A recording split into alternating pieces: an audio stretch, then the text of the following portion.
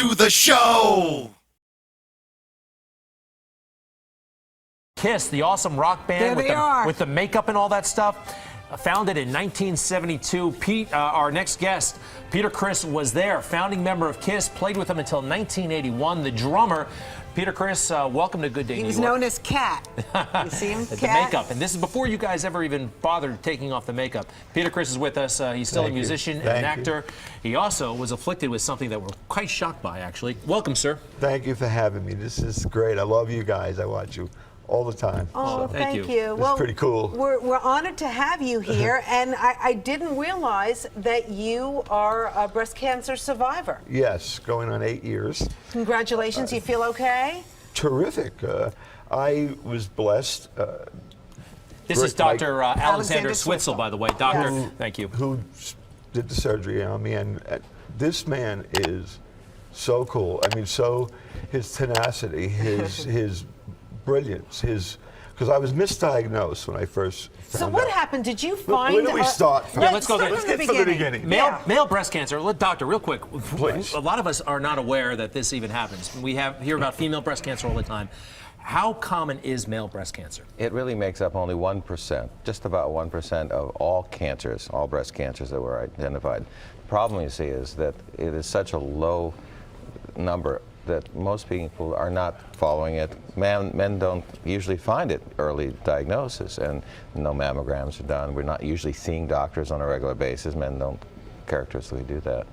And so by the time it gets diagnosed, classically, it's at a later stage. Right? Stage for stage, the survival is the same, but it's often higher So much awareness about female breast cancer, virtually none about male breast cancer. Right. So Peter, did you find a lump? What happened? Oh, God. I know my body well. I wore spandex for 50 years. You get to know everything about you. And for a joke, I went to the gym, came home, took a shower, and I touched my left nodule, my nipple, and it really hurt bad, like not usually. And I thought, okay, lifted the weights wrong. I'm a man. What do men know? We're men. So I didn't think much of it, but it still bothered me. And I felt like a little red light, but not a big one. At the time, my wife was also going through a cancer battle. And I mentioned it to her, and she happened to be going to her doctor. And while we were there, she mentioned to her doctor, would you just look at my husband? He's got a thing in his boob. And so sure enough, she did. She said, well, if you were my husband, I would send you over to see the great Dr. Alex Switzel. At New York Presbyterian. At New York Presbyterian. And I'm thinking, but that's cancer for breast. You know, I'm a guy. Guys don't get that. I was very ignorant about it, didn't know anything, clueless. So what happened next? Radiation, mastectomy? Went over to Alex, checked me out, had to go get a biopsy, I guess. And so I went to a doctor in Jersey, misdiagnosed, got a call, you're cool. Wow, great, okay. Week went by. If not for his going further, looking deeper, his brilliance of, I'm not just gonna, I'm not accepting this. I'm gonna do more about that. I love this man to death. With the hands of God through him, it's nothing. You're alive because it was. I'm alive Because it was malignant. Well, it had to get out of me. And so he says, do you want the good news or bad news? And I'm sitting on a Saturday, I'm going, when doctors tell you good or bad news, you know. I said, well, give me the bad news. He goes, you have breast cancer. And I said, you're kidding me. He goes, no, you do, Peter. And the good news? And the great news is you caught it. I wish my patients would come in like you have come in. You got it. It's no chemo, none of that I had to go through. I went right back in to see him. We removed it, and I've been great. Did he have a lumpectomy, mastectomy? What did? Actually, he had something called a nipple-sparing mastectomy, which, interestingly enough, is something that's revolutionizing the treatment for women with breast cancer now in terms of doing skin-sparing and nipple-sparing procedures. So a lot of men have come over and say, well, wait a minute, if they're allowed to have these skin-sparing procedures, why can't I have? Traditionally, we haven't bothered to do very much except remove all the breast, because there isn't a lot of breast tissue in terms of just cosmetically to deal with. So actually, Peter had a nipple-sparing mastectomy and has done very well. So what should guys do? I mean, self-exams? Ask your doctor, because apparently doctors aren't even that aware of it, apart from you, sir.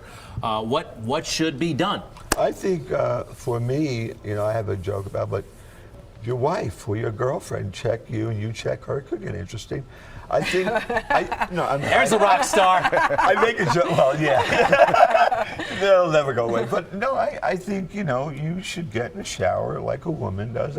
And we don't know, again, men are still out there about this. There's no walks. At times I get a little upset because I go, well, Jesus, there's a million commercials for a million different illnesses, but not one guy comes up on the TV and goes, hey, I'm Joe, I've had male breast cancer and I'm a survivor. Nothing. No magazines, there's nothing. This is my battle. This is what perturbs me, that I don't see anything as I keep going year to year fighting this. And I even mentioned it to Alex. I'm like, am I getting through? But then I get the email, as we mentioned, soldiers, Marines, and I'm hundreds that are finding it now. And it's a big issue, actually, so in the military it's getting community. bigger and bigger now. I'm told it's 1% of men. Right. My breasts are getting bigger and bigger and bigger too. I know that reduction. That has nothing to do. I know it doesn't, but I'll be checking. I think if you don't, it's only going to get higher. If it was your father, son, or brother, or uncle, you'd really take that and go, whoa. My uncle actually died of and that's breast cancer. sometimes it He was seems like misdiagnosed. when it gets through to us guys, because we don't pay attention, and I think we need to. We need education and early detection will save your Now, life. tomorrow night you have a big event together, right? Yes, he's What's getting going on? Event. So Please. tomorrow night, the Cancer Research and Treatment Fund. It's an organization that's been almost around for 50 years. One of the early organizations that devoted a lot of funding to basic clinical research as well as laboratory research for lymphoid malignancies, leukemias, bloodborne, now shifting over towards things like breast cancer and prostate. Dr. And Swistle, you'll be honored tomorrow night. That's fantastic. Hey, you missed Lifetime achievement. That's Are fantastic. there tickets still available if people tickets want are to come? still available. We'd love to Are see you you all. performing tomorrow night? No, I'm getting a Survivor award. I'll be happy to get that's that. nice. You keep up with but I'm on a stage with the great, so That is great. I'm so proud and honored to know this man and become friends with him and his lovely wife, Pat. And, Can I ask you, back in the day, why did you guys choose to wear the makeup? we're four guys from New York. We loved Broadway. We loved circuses. We thought, what would it be like, not just four guys to go up in bell bottoms and sing for 2 hours and bore you. We wanted an event. Yeah. We wanted to blow the theater up, blow ourselves up if that's what it took to get you your money, your $3 back then. We really wanted to give the kids their money's worth of a great event. It was more than a show, it was an event, we felt. We were showing, we were flying, the drums were levitating, bombs were going. There's nothing ever been like it, and we've been copied for the last 50 years. So. What was it like, a boy from Brooklyn wearing spandex? My dad didn't like it, but my mom was pretty cool. Hey, great book, by the way, Peter Criss put out a while back, Makeup to Breakup. All Kiss questions and Peter Criss questions you have answered in that book. Sir, thank you very much. And Thank you guys so so glad much. you made it Dr. through this. Swistle, thank you so much. Congratulations on your award tomorrow night. Hall of Fame dinner at the Essex House at 6 o'clock. We'll put the information on how you can support this worthy event on our website, myfoxny.com. Sounds like a plan. Is that good? Thank you very much. God bless you See you guys guys. for having us. You too. Good stuff. Rock and Roll All Night brings you interviews, reviews, concerts, music, and more. So for more Rock and Roll All Night content, click subscribe.